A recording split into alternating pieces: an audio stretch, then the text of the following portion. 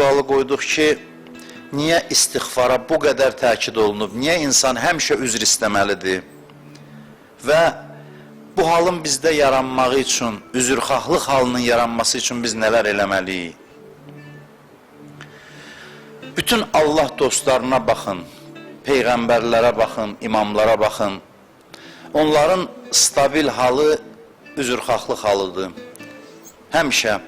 Yəni belə deyək, bəndə ilə Allah münasibətində bəndənin halını bir sözlə ifadə eləmək istəsək, bəndə hansı halda olmalıdır Allah müqabilində? Onu bir cümlə ilə demək istəsək, bəndəlik halı üzrxahlıq halıdır. Bəndənin sabit, daimi halıdır. Yəni bəndəliyi ifadə eləyən yeganə hal, bir dənə hal, üzrxahlıq halıdır. Allahla insan münasibətinin təməlidir, əsasıdır. Övliyalarda da həmişə bu hal olub. Baxmayaraq ki, heç bir günah eləməyiblər. Amma günahkarlıq hissi ilə Allahın huzurunda dayanıblar. Günahkarlıq hissi ilə Allahla münacat eləyiblər. Ah-nalə ilə bağışlanmaq istəyiblər. Bu hal onları heç vaxt tərk eləməyib. Həmişə onlarla olub. Biz üzrxahlıq halı haqqında, dərin və ləzzətbəxş olan bu hal haqqında az danışırıq, az düşünürük. Halbuki bu hal ibadətin əsasını təşkil edir. Yəni, ibadətin əsası hədisdə buyurur ki, istiğfardır. İbadət, dua, yəni istiğfar. Hacət istəmək ikinci dərəcəli məsələdir duada. Biz elə bilirik, dua hacət istəməkdir. Dua hacət istəmək deyil. Dua Allahın əzəmətini dərk eləmək, öz acizliyi başa düşmək. Dua üzrxahlıq halı deməkdir. Dua yəni üzrxahlıq halının ifadəsi. Duanın mənası budur. Bizə həmişə və daimi olaraq tövbə halını yaşamağa mane olan hal budur ki, biz ancaq istiğfarı günahla məhdudlaşdırırıq. Biz günaha görə ancaq üzr istəyirik. Bizim əsas səhvimiz budur. Biz günaha görə üzrxahlıq eləyirik deyə biz istiğfarı başa düşmürük, mahiyyətini anlamırıq. Bu maniyəni aşmaq üçün hansı hal yaranmalıdır bizdə, nə etməliyik? Bu maniyəni aşmaq üçün biz yaxşı işlərimizə görə üzr istəməyə başlamalıyıq. Yaxşı işlərimizə görə. Biz yaxşı işlərimizə görə həmişə üzrxahlıq halında olmalıyıq. Hətta bundan da dərin qatları var ki, daxil olmaq istəmirəm. Xüsusilə bu günlərdə, Məhərrəm günləridir. Bu mövzu çox aktualdır, çox mühümdür, çox yerinə düşür. Ki, biz həmişə yaxşı işlərimizə görə üzrxahlıq halında olmalıyıq.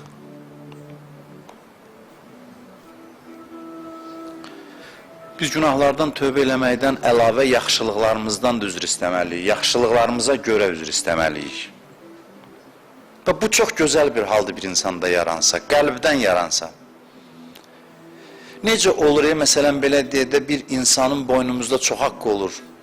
Çox dəyərlidir, çox böyüdür. Və nə iniriksə görürük, haqqını ödəyə bilmirik. Nə iniriksə. Ona görə yaxşılıq eləyəndən sonra üzr istəyirik, özümüz xəcalət çəkirik, yaxşılıqlarımızdan utanırıq ki, mən buna yaxşı qulluq eləyə bilmədim, yaxşı xidmət eləyə bilmədim. Çox dəyərli insanlara, bizim üçün dəyərli olan insanlara. Allahla bəndə münasibəti budur ki, bəndə dəridən, qabıqdan çıxır, yaxşı işlər görməyə cəhd göstərir, sonra görür ki, alınmır və elədiyinə görə üzr istəyir, yaxşılığına görə üzr istəyir ki, mən neyniyim ki, mən eləyə bilmirəm, əvəzini heç cür çıxa bilmərəm. Bizim pisliyimizə dəlalət eləyən ən əsas amil bizim yaxşılıqlarımızdır. Yəni, biz qıldığımız namaza baxandan sonra deyərik ki, bu mənim qıldığım namazdırsa, mən nə vəziyyətdəyəm, nə haldayam.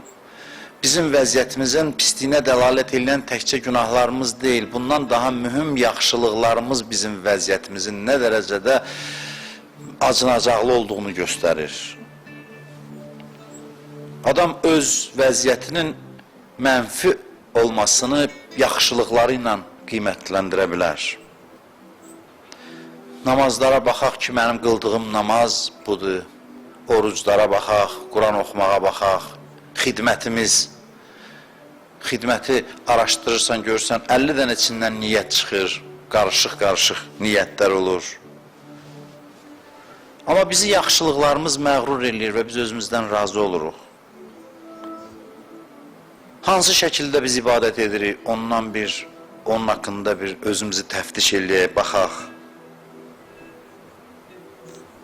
Yaxşılıq eləyən insanlar yaxşılıqlarına söykənib həlak olur. Bunu yaddan çıxartmayın.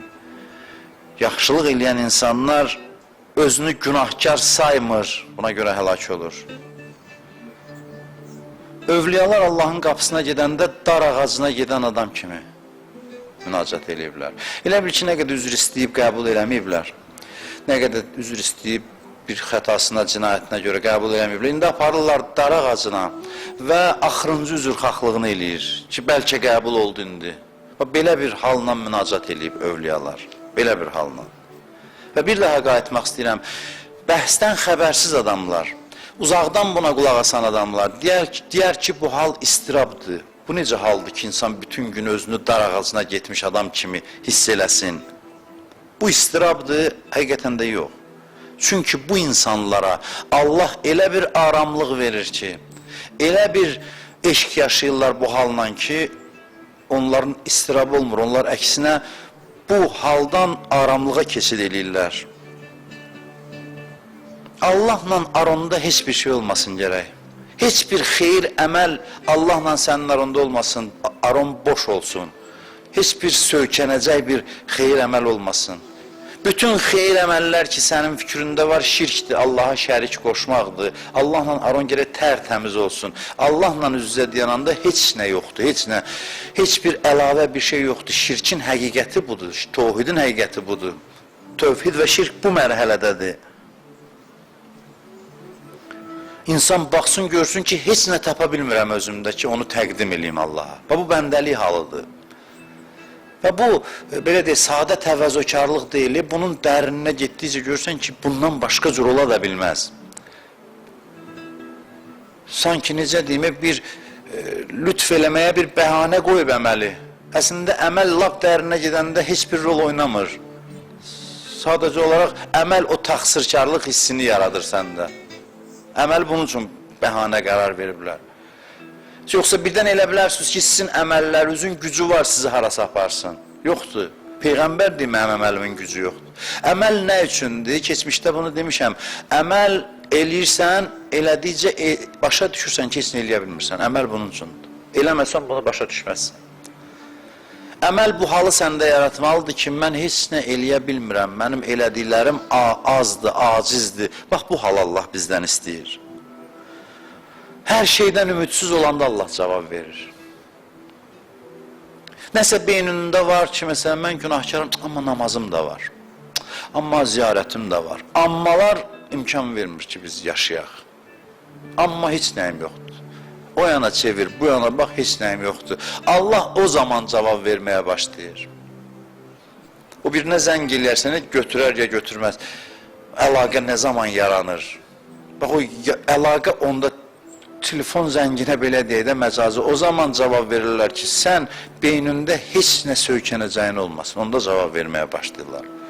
O cavab da səni aram eləyir. Ona görə bu düşüncə istirab yaratmır, əksinə aramlıq yaradır. İnsan özündən qorxur, öz yaxşılıqlarından qorxur, yaxşılıqlarına görə üzrxahlıq eləyir. Allah deyir da, bunun məndən başqa heç nəyi yoxdur, mən də ona cavab verim. Mən li qeyruk, əleyhissalamın duasıdır. Mən li qeyruk, yəni Kumeyl duasındadır. Səndən başqa kimin var? Yəni mənim heç nəyim yoxdur. Nə cihadım var, nə namazım var, nə orucum var, nə heç nəyim, səndən başqa heç kəsim yoxdur. Bax, hər şeydən ümidsiz olub, mən li qeyruk deyəndə Allah cavab verir. Amma desin, səndən başqa kimin var? Amma namazım da var, amma filan yaxşı işlərim də var. Bu münasibət deyil. Bu Allahla bəndəlik münasibəti deyil. Çünki sənin heç bir əməlin onun kərəmi ilə müqayisədə nəsə hesab oluna bilməz. Allah deyir, İzzət-i Cəlalıma and olsun, ədalətimlə hesab çəksəm, siddiqlər, yəni siddiqlər xüsusi kateqoriya insanlardır da, peyğəmbərlər də siddiq adlandırılıb. Deyir, and olsun Allaha ədalətimlə rəftar eləsəm, hamısı əli boş qalar. Hesab kitabla, dəqiq, sübut olunlar özünə ki, heç nədə, heç nəyim yoxdur. Bu, həqiqətən də belədir. Həqiqətən Peyğəmbərimiz bizim üçün dərs vermək üçün demir bunu, belə deyək, təvazökarlıq üçün demir. Peyğəmbər deyir ki, mənim də Allahın rəhmətinə ehtiyacım var. Olmasa mən də əli boşam. Bunu Peyğəmbərimiz buyurur. Və yenə deyirəm, insanın məqamı çox əməldə deyil. İnsanın məqamı nə qədər özünü daha çox heç hesab eləyir, bir o qədər uca məqamdadır. Və Peyğəmbərimizin də fəziləti bundaydı ki, hamıdan çox özünü heç hesab eləyirdi. Abd sözünün mənası budur, bəndə sözünün mənası budur. O hamıdan yaxşı bəndə idi. Nə üçün? Çünki hamıdan daha çox günahkar bilirdi özünü. Çünki hamıdan daha çox əli boş bilirdi özünü. Ona görə də hamıdan çox əməl eləyirdi, hamıdan keyfiyyətdə əməl eləyirdi ki, heç olmasa bu əli boşluq hissini tərk eləsin, daha da artırdı, daha da artırdı. Budur, istiğfarın mahiyyəti budur. Yaxşılıq eləyənlər təkəbbürdən, məğrurluqdan azad olmalıdır. Əsas məsələ budur. Əsas mövzu budur. Ayətullah Şahabadi həqiqətən də çox böyük arif olub. Həqiqətən də, yəni bir var məşhur olasan, bir var doğrudan böyük adam olasan. Həqiqətən böyük bir insan olub. O deyirdi ki, zamanəmizin ən mühüm problemlərindən biri haqq əhlinin məğrurluğudur. Haqq əhlinin məğrurluğu, özündən razılığıdır. Yaxşıların özündən razılığıdır. Əhl-i beyt sevməyin iddiasında olanların özündən razılığıdır. Bu ümumi bir bəladır və bugün də bu bəla olduqca mühüm məsələdir. Mənəvi düyünlərin açılması buna bağlıdır. Mən bir dənə söz deyim, Quran pisləri yaxşı yola dəvət eləməkdən daha çox yaxşılıq iddiasında olanların təkəbbürünü qırmaqla məşğuldur. Quran pisləri yaxşılığa dəvət eləməkdən daha çox yaxşılıq iddiasında olanların özündən razılıq bütünü sındırmaqla məşğuldur. Quranın əsas missiyası bundan ibarətdir. Deyərdim ki, Quranın əsas işi budur. Quran müraciətlərinə baxın, müşriklər məğrurdular ki, Kəbənin açarı bizdədir. Əhli kitab deyir, biz İsa'ya bağlıyıq. O biri deyir, biz Musa'ya bağlıyıq. Müsəlmanlar bir cür.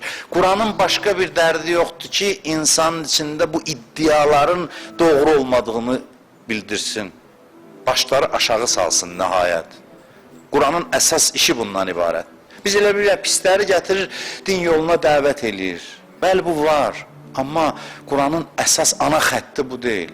Ona görə Quranı açanda bəzi insanlar deyir ki, bu kitabda bir mənəm var. Allahın diktə dili var. Amma bilmirlər ki, Allahın diktə dilində də onun rəhmaniyyəti, onun mərhəməti.